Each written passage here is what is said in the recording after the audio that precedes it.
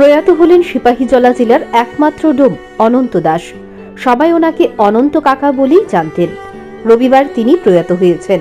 তিনি ছিলেন খুবই সাহসী লোক। যে কোনো সময় দুর্ঘটনা ঘটলেই তিনি ঘটনাস্থলে হাজির হতেন।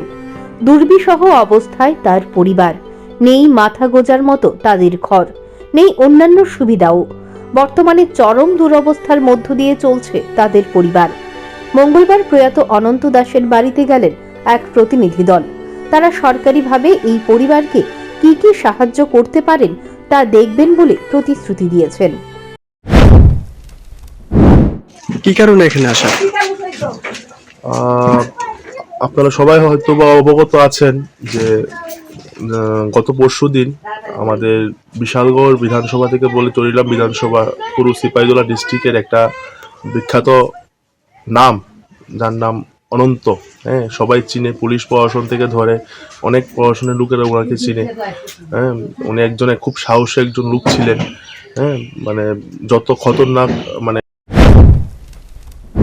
টাকার জেলার বিশালগড় কমলাসাগর বক্সনগরবাসীর ভরসা ছিলেন অনন্ত কুমার দাস। অনেক সময় কাজ করে টাকাও পেতেন না। রবিবার ভোর রাতে বিশালগড় মহকুমা হাসপাতালে মৃত্যুর কোলে ঢলে পড়েন তিনি। মৃত্যুকালে তিনি রেখে গেছেন 2 সন্তান ও স্ত্রী। একটি সরকারি ঘরের আশায় ওনার পরিবার।